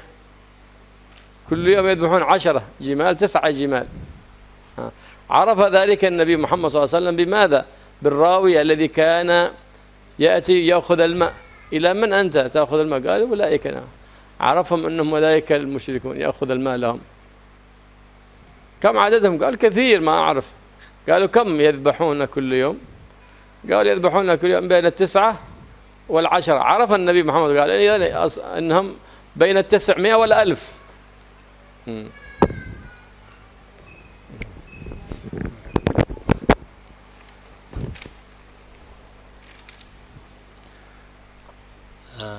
Sebelum terjadi perang Badar Kubro ini, sebenarnya Nabi itu tidak berniat perang sebenarnya. Jadi Nabi mendengar ada kafilah rombongan orang-orang Quraisy itu membawa harta dagangan mau melewati Badr untuk melanjutkan perjalanan ke Syam. Syam itu untuk sekarang yaitu Suriah, Yordania, Palestina, itu semuanya Syam. Istilah kuno dulu disebut Syam. Sekarang terpecah menjadi beberapa negara, Syria, Yordania, Palestina, nah, itu. Dan Badr ini memang jalur strategis. Jadi ini jalur perdagangan orang Arab saat itu memang. Jadi hampir semuanya yang mau perjalanan ke Syam itu melewati jalur itu. Jadi sangat strategis sekali. Nah, mendengar ada orang kafilah rombongan dari Mekah membawa dagangan, dan dagangan yang mereka bawa bukan hak mereka, itu hak orang muslimin yang hijrah ke Madinah yang mereka kuasai. Nabi ingin mengambil hak para sahabatnya, kasihan mereka fakir, sering kelaparan ada di Madinah. Nabi ingin mengambil hak itu. Nabi pun ngajak beberapa sahabat, nggak banyak, dan tidak membawa senjata banyak, karena memang tujuannya bukan untuk perang, sekedar ngerampok orang berapa sih, bukan ngambil harta mereka, yang dibawa cuma berapa orang. Jadi ngajak orang nggak banyak, 313 orang, wakilah 314, wakilah 315. Ketika sampai di Badr, ternyata telat. Kedatangan Nabi bersama para sahabat ini telat. Orang-orang musyrikin kafilah ini sudah lewat Badr dan sudah menuju ke arah Syam. Jadi ketinggalan. Akhirnya kata Nabi, tidak usah bingung, kita tunggu pulangnya. Nah, mereka lewat sini dan pasti nanti pulangnya akan lewat sini, karena memang saat itu jalur strategis untuk perjalanan dagang Arab Syam itu ya lewat situ. Pasti mereka pulang lewat sini, kita tunggu saja. Kita tunggu pulangnya. Udah, setelah mereka orang-orang musyrik kembali dari Syam, setelah menjual dagangannya, balik bawa keuntungan, mereka mendengar kalau Nabi dan para sahabat ini mau menghadang mereka ada di Badr. Akhirnya pimpinan mereka, ya, waktu itu Abu Sufyan masih belum muslim, dan ada juga waktu itu Sayyidina Amr bin As, waktu itu belum muslim, masih musyrik waktu itu. Mendengar kabar itu, mereka mengalihkan jalur. Yang seharusnya jalur yang normal dari Syam balik ke Mekah itu lewat Badr, mereka tidak, lewat jalur pantai, lewat jalur yang lain lebih jauh tapi aman. Kalau lewat Badr mereka dengar akan dihadang. Dan Abu Sufyan sebagai tindakan antisipasi itu kirim surat. Jadi ngirim utusan, kirim surat kepada pembesar Quraisy yang ada di Mekah, melaporkan bahwa ini Nabi Muhammad dan para pengikutnya mau menghadang mereka. Karena itu selamatkan harta kalian. Itu surat dari Abu Sufyan kepada para tokoh musyrik yang ada di Mekah. Akhirnya orang musyrik Mekah panas mendengar ini. Macam-macam. Dulu kita tindas, sekarang kok mau merampas harta kita. Mereka akhirnya sepakat untuk ngirim pasukan besar-besaran. Tidak tanggung-tanggung. Orang Mekah waktu itu ngirim bala tentara, orang-orang yang ahli perang ini. Orang-orang yang ahli perang sebanyak sekitar 1.000 orang. Sekitar 1.000. Tidak tahu pastinya. Sekitar 1.000 orang membawa persenjataan lengkap. Mereka berangkat, bergerak dari Mekah. Tapi sebelum sampai di Badr, Abu Sufyan kembali kirim surat. Udah, kalian tidak perlu datang menjemput kami sudah selamat. Kami melewati jalur lain, harta kalian sudah aman, selamat. Karena itu kalian kembalilah, tidak usah lanjutkan peperangan. Itu surat dari Abu Sufyan. Ketika dibaca oleh orang-orang Mekah, sebenarnya banyak orang Mekah yang mau kembali. Cuman Fir'aun umat ini, yaitu Abu Jahal, melihat apa-apaan, kita udah keluar, gengsi mau kembali. Tidak, kita teruskan perjalanan ke Badr. Jangan kembali. Kita pesta-pesta ada di sana, kita makan-makan nyembelih onta setiap hari ada di sana, pesta-pesta besar-besaran ada di sana, kita tunjukkan kekuatan kita kepada seluruh Arab, biar mereka segan. Tidak ada yang berani macam-macam. Jadi dengan penuh kesombongan, Abu Jahal ingin pamer kekuatan, ingin pamer kekuatan militernya. Itu dengan kesombongannya. Akhirnya terus melakukan perjalanan. Umat Islam yang diajak oleh Nabi untuk menghadang kafilah, karena memang bukan untuk perang, untuk menghadang kafilah, hanya 313, wakilah 314 atau 15 tadi itu rata-rata mereka jalan kaki. Mereka hanya bawa kuda 2 ekor. Kudanya hanya 2, ontanya hanya 70. Jadi sisanya jalan kaki. Dan tidak membawa senjata lengkap, karena tujuannya bukan untuk perang, hanya mau menghadang rombongan pedagang. Jadi bukan untuk perang. Sementara orang musyrikin yang berangkat dari Mekah tujuannya memang mau perang. Mereka membawa 1000 pasukan. Pasukan perang 1000, kudanya berjumlah 200, ontanya nggak bisa dihitung. Ontanya sangat banyak sekali dengan senjata yang lengkap. Itu setiap hari mereka itu ketika bikin perkemahan itu, pesta-pesta ingin menunjukkan pamer kekuatan, itu setiap hari mereka menyembelih 10 onta. Itu. Dari jumlah onta yang disembelih itulah Nabi kemudian bisa memperkirakan jumlah pasukan orang musyrik. Tidak tahu pastinya, cuman perkiraan saja. Jadi Nabi ketika ada di Badar itu ketemu sebagian orang bawa air. Mau dibawa kemana ke air ini? Oh, di sana ada orang bikin kemah banyak. Ya orang-orang musyrik itu maksudnya. Nabi bertanya pada orang yang ngambil air itu, berapa jumlah mereka? Oh, enggak tahu kami. Dia banyak, mereka banyak. Kami enggak tahu saya enggak tahu berapa pastinya.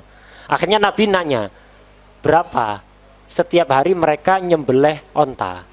Kata orang yang ngambil air ini sekitar 9 atau 10. Nah, Nabi langsung paham.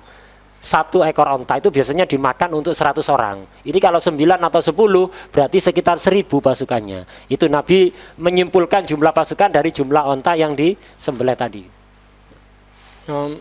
وأكثر المشركين في مكة خرجوا إلى قتال النبي محمد صلى الله عليه وسلم، لكن هناك ما خوفهم من الخروج. عاتكة عمة النبي محمد صلى الله عليه وآله وسلم رأت قبل ذلك رؤيا وأخبرتها لسيدنا العباس وأنه سيقتل كثير من المشركين أهل مكة. في رؤيا طويلة رأتها سيدتنا عاتكة فحكتها لسيدنا العباس، وقام سيدنا العباس أخبرها لأحد وانتشرت هذه الرؤيا، فكثير منهم خافوا لأنه يقول حتى أبو لهب قال رؤيا أختي عاتكة قبض باليد ما تتخلف رؤياها أبدا، وأنها نزلت صخرة وتفتتت فدخلت كل بيت وكل بيت أصيب ودخل وخرج منه ميت. خافوا من هذه الرؤيا يقول هذه. فلما كان يخاف من رؤية عاتكة قال فاستأجر العاص بن هشام بن المغيرة قال أنا لكن بيخرجون تمارض قال أنا ساكت مريض. قال هذا كم عندك لي أنت؟ عندك لي 4000 دينار وأنت عايز عن أدائها، بأسامحك من الدين الذي عليك وخرج بدل عني بأستأجرك، هذا إجرة لك، وإذا قتلت أولادك علي أن أعولهم بعد موتك. فرح هذا وخرج. وهكذا بعضهم تمارضوا خافوا من رؤية عاتكة. ممن سمع تلك الرؤية أمية بن خلف، هذا الذي كان يعذب سيدنا بلال، وكان سمينا لئيما، فأراد أن يتخلف وعزم أنه ما بيترك، خاف من تلك الرؤيا. فلما خاف جاءه عقبة بن أبي معيط ببخور في المجمرة وضعه بين يديه، فقال الذي ما يستطيع يخرج للقتال هذا مثل النساء، وأنت تبخر جلس محلك فإنك مثل الحريم الذين لا يخرجن للغزو ولا للقتال. قالوا قبحك الله، فرمى بالمبخرة وعزم للخروج وخرج. وقد كان أخبره سيدنا سعد بن معاذ، كان يأتي إلى مكة ويطوب الكعبة. ذات مرة أحد ذكر النبي محمد صلى الله عليه وسلم فرفع صوته سيدنا سعد بن معاذ بالدفاع عن النبي محمد صلى الله عليه وسلم، وقال له لما سمع سعد بن معاذ أبو جهل يذكر النبي محمد صلى الله عليه وسلم، فقال له فدافع سيدنا سعد وإن كان في مكة، فقال له أمية بن خلف اخفض صوتك، هذا سيد الوادي ترفع صوتك عليه. قال إليك عني أنت، ابعد عني أنت، حتى أنت ابعد عني، عادك صاحبي. إني سمعت النبي محمد صلى الله عليه وسلم يقول أنك تقتل. سمعت هكذا فين؟ مكة ولا في المدينة؟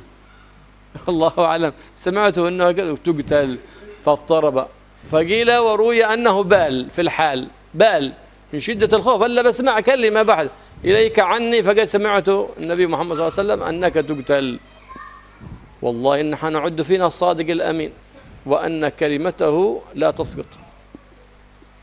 فكان يخاف حتى من الهوى أنه يقتله، فبال في الحال، دخل على زوجته يقول صاحبي صاحب يثرب ما قال لك؟ قال أنه يقول أن محمد أنني سأقتل. فقال والله ما كذب محمد، زوجته تقول فلا تخرج. فعزم أن لا يخرج، لكنه عندما جاء له عقبة بن أبي معيط بالمجمرة وقال اجلس مع النساء فإنما أنت امرأة، فقام وقالوا قبحك الله، وعزم على الخروج وخرج، وكان مصرعه كافرا في بدر والعياذ بالله. الذي تمرد من؟ الذي تمرد هذا أبو لهب. Abu Lahab.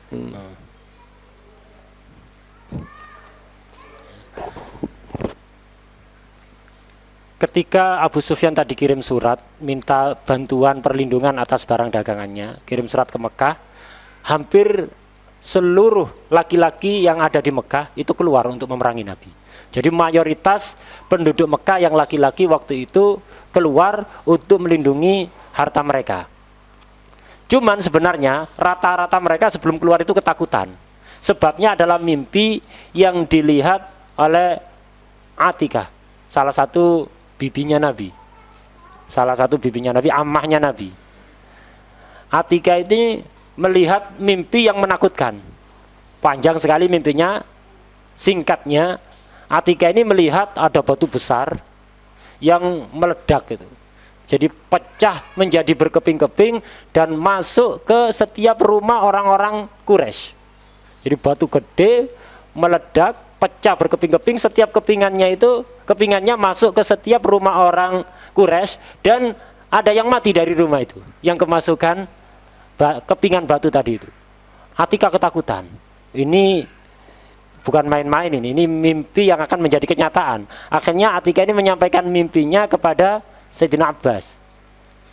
Mimpinya ke Sayyidina Abbas, dan kemudian Sayyidina Abbas menceritakan mimpi ini sampai akhirnya viral ada di Mekah. Dan semua orang paham maksud dari mimpi ini, bahwa akan banyak orang yang terbunuh dari orang-orang Quraisy. Semuanya paham seperti itu mimpi ini. Mereka pun ketakutan, mau keluar itu ketakutan. Bahkan sebagian dari mereka saking takutnya ada yang pura-pura sakit, yaitu Abu Lahab. Jadi Abu Lahab ini termasuk jagoan orang Mekah ini, Abu Lahab ini. Tapi tidak ikut perang. Kenapa? Ketakutan gara-gara mimpi saya Atikah tadi itu. Jadi dia pura-pura sakit, akhirnya nyari orang untuk jadi penggantinya dia. Jadi ada orang punya hutang ke Abu Lahab. Berapa hutang kamu padaku? 4.000 dinar. 4.000 dinar itu jumlah yang sangat banyak. 1 dinar itu 4 gram seperempat emas. Ini 4.000. Tinggal kali berapa miliar itu. Jadi utangnya sangat banyak. Berapa utangmu padaku? 4.000 dinar. Udah, kamu tidak usah bayar utang kamu. Yang penting kamu berangkat ikut mereka, orang-orang Quraisy yang mau pergi ke Badr, gantikan aku. Jadi kalau dia nggak keluar, kemudian tidak gantikan ke orang, akan jadi bahan ledekan orang sak Mekah, akan dipermalukan nanti. Jadi Abu Lahab untuk biar nggak malu ngutus orang, ini gantiku. Jadi aku tidak keluar tapi aku ngirim ganti. Itu. Utangmu bebas, yang penting kamu keluar gantikan aku. Aku udah keluar, aku sakit. Padahal tidak sakit, pura-pura sakit. Itu. Nanti kalau kamu sampai mati ada di Badr, jangan bingung dengan keluargamu. Aku akan nanggung biaya hidup mereka. Akhirnya seneng ini keluar. Abu Lahab gak mau keluar karena takut melihat mimpi tadi itu. Di antaranya lagi yang ketakutan adalah Umayyah bin Khalaf. Umayyah bin Khalaf ini ketakutan. Ada 2 faktor yang membuat Umayyah bin Khalaf ini ketakutan. Yang pertama yang mimpinya Atikah tadi. Yang kedua, ada kisah. Jadi ada Sayyidina Sa'ad bin Mu'ad. Ini sudah mukmin ini. Suatu hari beliau ini pergi tawaf di Baitullah. Sa'ad bin Mu'ad ini tawaf di Baitullah. ketika sedang tawaf mendengar Abu Jahal yang waktu itu tokohnya orang Mekah yang sangat disegani, mendengar Abu Jahal menyebut-nyebut nama Nabi Muhammad. Sayyidina Sa'ad bin Mu'adz tak terima, ini kurang ajar, menyebut-nyebut Nabi Muhammad dengan tak sopan. Dihampiri Abu Jahal, disuruh diam kamu. Itu. Jadi beliau melakukan pembelaan untuk Nabi dengan mengangkat suara. Abu Jahal tidak biasa diperlakukan seperti itu, ini tokoh sangat disegani. Melihat itu, Sa'ad bin Mu'adz berani berkata keras, mengangkat suara di hadapan Abu Jahal. Umayyah bin Khalaf ini menghampiri Sayyidina Sa'ad. Sa'ad, berani-beraninya kamu mengangkat suara di depan pemimpin kami. Ini pemimpin kami, tidak ada orang berani mengangkat suara seperti kamu. Jangan berani-berani kamu, kata Umayyah. Sayyidina Sa'ad langsung bilang, udah kamu pergi sana, pergi. Jangan ikut-ikut. Kamu dengar ya, aku mendengar Nabi berbicara kalau kamu akan dibunuh. Langsung seketika itu dia gemeter. Kenapa? Dia sadar Nabi itu kalau ngomong apa-apa pasti terjadi. Kalau cerita sesuatu yang lalu mesti benar. Kalau berbicara sesuatu yang akan terjadi di masa depan yang belum terjadi pasti terjadi. Mereka semua orang kafir meyakini itu. Semua mereka tidak ada yang meragukan Nabi, cuman gengsi aja. Umayyah langsung gemeter ketakutan. Sebagian riwayat mengatakan ngompol dia kepuyu. Ada di situ, ngompol. Dia kembali pulang ketakutan, ketemu istrinya bingung. Kenapa kamu kok gemeter? Terus ngompol gini. Iya, aku tadi dengar katanya Muhammad bilang kalau aku akan terbunuh. Oh, hati-hati. Muhammad tidak pernah bohong. Istrinya bilang begitu. Kalau dia sudah mengatakan sesuatu, pasti terjadi. Tidak bakalan tidak terjadi, pasti terjadi. Jangan ikut kamu dengan rombongan itu. Akhirnya Umayyah bin Khalaf berencana tidak ikut, sudah ketakutan. Karena ketakutan Abu Jahal itu, bukan Abu Jahal, Uqbah bin Abi Mu'ayth. Ini salah satu orang musyrik juga. Uqbah bin Mu'ayth mendengar Umayyah ketakutan tidak mau keluar, dia pergi ke rumah, menghampiri rumahnya Umayyah ini, bawa bukhur yang khusus untuk perempuan, biasanya untuk obat singset itu. Jadi bawa bukhur di Umayyah, kamu udah ikut perang, udah ini bukhur kamu pakai. Biasanya istrinya yang pakai, ini Umayyah disuruh pakai. Kamu takut ya keluar, kamu perempuan kamu itu, udah pakai bukhur ini. Jadi suruh pakai bukhur yang khusus perempuan. Melihat itu marah, jengkel dia, gengsi. Apa-apaan kamu? Dilempar bukhur itu, aku akan keluar untuk jaga gengsi. Itu. Akhirnya dia keluar. Umayyah bin Khalaf awalnya tidak mau keluar gara-gara dihina oleh Uqbah bin Abu Mu'ayth tadi. Akhirnya dia memutuskan untuk ikut keluar. فلما تحرك المشركون من مكة وكان في أول رمضان ولا زالوا يخرجوا من بيوتهم خيلاء وبطرا ورئاء الناس وأرادوا أن يصدوا عن سبيل الله سبحانه وتعالى. ففي أول مرحلة نزلوا فيها يسمى بوادي فاطمة في الزمان الأول، وفي الحال يسمى بمر الظهران. نحر أبو جهل فرعون هذه الأمة 10 من الإبل ضيافة منه. هذه أنه كل مرحلة ينزلون في يوم ضيافة على هذا، وكل يوم في ضيافات ما شاء الله. هذا 10 إبل على هذا اليوم وغدا هذا. أول ضيافة كانت من أبي جهل الجاهل، فدحر 10. فواحدة من الإبل عندما بعد أن نحرت قامت تمشي وتجري، وصار دمها يرش، فما من خيمة لأحد إلا وأصيب من دم تلك الناقة. فخاف الناس وارتعب الناس. هذا الشؤم والعياذ بالله، هذا دليل الهزيمة، لأنه ما من خيمة إلا وأصيبت. فبعض القبائل أخذت أمتعتها ورجعت، قال هذا نذير شؤم والعياذ بالله. منهم بنو عدي قبيلة سيدنا عمر رجعوا. فحاول أبو جهل الجاهل يقول ما هذه صدفة وهذه كذا، ارجعوا، فما قدر أن يرجعهم. وهذه علامات كثيرة ظهرت على هزيمتهم، لكنهم أبوا. وأبو جهل الجاهل يعرف أن النبي محمد صلى الله عليه وسلم على حق، تعرف أنه كلامه صدق، وأن ما بدأ نسميه الصادق الأمين، ولا بدأ عرفنا منه الكذب، فلماذا كذبت يا أبو جهل؟ قال نعم، بنو هاشم فيهم الرفادة والسقاية والحجابة، فهم يسقون الحاج ويطعمون الحاج وهم مسؤولين عن الكعبة وعادة النبوة فيهم، نحن معاشي لنا إذن. شوف الحسد كيف يوقع صاحبه في شر المهالك. الحسد والعياذ بالله الذي أوقع المشركين وأوقع اليهود في أخبث المسالك ووقعوا في شر المهالك، الحسد والعياذ بالله. هذا كان أبغض المعاصي إلى الله الحسد والعياذ بالله، لأن الحسود يعترض على الله ويقول بلسان حاله يا رب أنت ظالم، يا رب أنت غير عادل. فلهذا لا يكون مؤمنا من يكون يحسد الناس. فانتبه، تعتقد أنه ولي من أولياء الله من يحسد الناس، لا، هو لم يبلغ درجة الإيمان. فكيف يبلغ درجة اليقين ويكون عارف بالله؟ لا والله، لا يكون عارف بالله من في قلبه حسد أبدا، إذ هو ليس من أهل الإيمان، وبينه وبين الكفر درجة يوشك أن يختم له على سوء الخاتمة والعياذ بالله. فاحذر أن يكون في قلبك حسد على حد، فإن أولئك الذين ماتوا وهم على الشرك والعياذ بالله، لأن قلوبهم ملآنة بالحقد والحسد.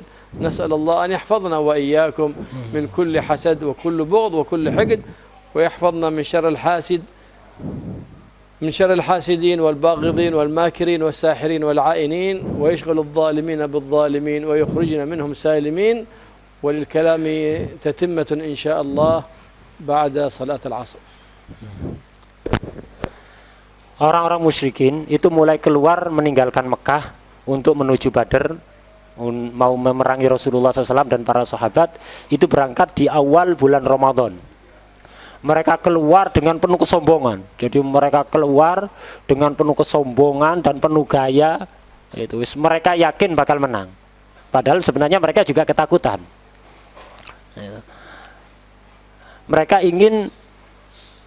Mereka dalam pikiran mereka pokok ini perang penentuan. Mereka mau membumi hanguskan Madinah, sudah mau dibinasakan semua orang mukmin.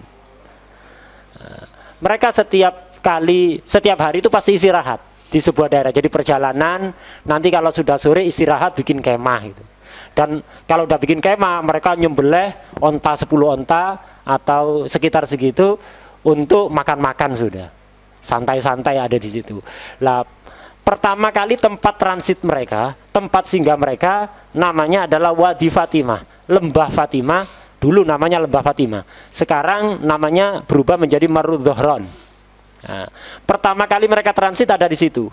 Dan pertama kali yang nyembelih onta adalah Abu Jahal. Abu Jahal menyembelih 10 ontanya untuk pesta-pesta, makan-makan pasukan yang ada pada waktu itu. Dia nyembelih 10 onta. Cuman ada kejadian aneh waktu itu dan menakutkan. Ada satu onta yang disembelih dari 10 itu, setelah disembelih yang lain mati. Ini setelah disembelih malah lari dengan kenceng. Si onta ini lari dengan kenceng dan keliling setiap kemah yang ditinggali oleh pasukan yang berjumlah sekitar 1000 tadi itu, dengan darah yang menyembur, yang muncrat itu. Dan seluruh kemah itu terkotori oleh darah onta ini. Orang-orang ketakutan, waduh, ini pertanda buruk ini. Kok bisa? Ini bukan kebetulan, ini onta keliling seluruh kemah kena darahnya, kotor kena darahnya. Ini pertanda buruk ini. Akhirnya sebagian orang ketakutan dan ada sebagian suku yang kembali tidak meneruskan perjalanan, tidak mengikuti perang, yaitu Bani Adi. Sukunya Sayyidina Umar ini. Kabilahnya Sayyidina Umar, Bani Adi, ini kembali, wis, ini pertanda buruk. Kita tidak mau mengorbankan nyawa kita, ini pasti kalah kita. Akhirnya kembali. Ketika mereka mau kembali, Abu Jahal, Fir'aunnya umat ini menghalang-halangi. Jangan, ini kebetulan, ini bukan pertanda buruk, kebetulan saja. Dia berusaha merayu Bani Adi untuk tidak kembali, tapi tidak berguna, tidak dihiraukan sama sekali omongannya Abu Jahal. Mereka kembali karena ketakutan. Sebenarnya Abu Jahal juga paham kalau itu pertanda buruk. Dan Abu Jahal tahu dengan betul, tidak ada keraguan sedikit pun kalau Nabi itu benar. Nabi itu benar. Nabi itu membawa kebenaran. Dan semua yang dikatakan Nabi pasti benar dan tidak pernah bohong sama sekali. Nabi dijuluki As-Shadiqul Amin di Mekah itu gara-gara apa? Tidak pernah bohong sekali saja sejak masih kecil sampai kemudian diutus jadi Nabi. Belum pernah bohong sekali saja, belum pernah. Jadi Abu Jahal itu yakin betul Nabi itu benar dan betul-betul Nabi akhir zaman. Cuman kenapa kok tidak iman kalau sudah betul-betul yakin? Ada yang pernah nanya, ya Abu Jahal, kenapa? Kalau kamu memang yakin Muhammad itu benar, kenapa kamu tidak ikut? Waduh, ya apa ya? Masa semua kemuliaan dikuasai Bani Hashim? Jadi Nabi ini sukunya, jadi Quraisy itu ada beberapa suku, diantaranya adalah Bani Hashim. Bani Hashim ini suku Quraisy yang paling terhormat. Masa semua kehormatan dikuasai Bani Hashim? Sikoyah, kehormatan ngasih minum kepada orang-orang haji setiap tahun, itu dilakukan Bani Hashim. Yang jadi juru kunci Ka'bah Bani Hashim, kemuliaan ini Bani Hashim. Lah sekarang Bani Hashim ada nabi dari mereka, enak semua dikuasai Bani Hashim. Enggak, Abu Jahal Quraisy tapi bukan Bani Hashim. Dia hasud kepada Bani Hashim. Masa semua dikuasai Bani Hashim? Lah ini hasud. Hasudlah yang menghalangi Abu Jahal dan mayoritas orang kafir Mekah untuk tidak beriman kepada Nabi. Kalau yakin, tidak ada keraguan sedikit pun. Yakin seyakin-yakinnya kalau beliau betul-betul Nabi akhir zaman. Tapi gengsi dan hasudlah yang menghalangi mereka beriman. Karena itu hati-hati dengan sifat hasud. Sifat hasud ini bisa menjerumuskan kita, bisa membinasakan mereka. Dan ini adalah salah satu maksiat yang paling dibenci oleh Allah Subhanahu wa Ta'ala. Kenapa? Orang yang hasud itu walaupun lesannya tidak ngomong, tapi lisanul halnya dia ngomong, ya Allah engkau zalim, ya Allah engkau tidak adil. Itu lesan halnya dia.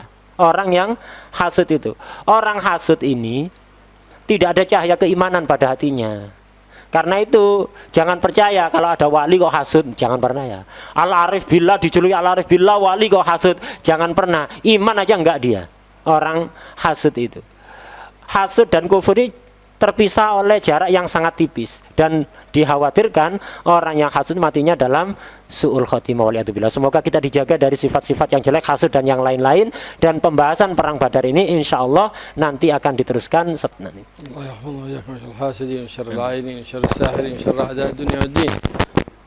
ويشغل الظالمين بالظالمين ويخرجنا من المسالمين يا رب العالمين. الله يغفر لنا الذنوب ويسر وسهلا وكل مطلوب يبلغنا إياكم كل محبوب بجاه النبي الحبيب المحبوب. سر الفاتحة إلى حضرة النبي محمد. سر الفاتحة.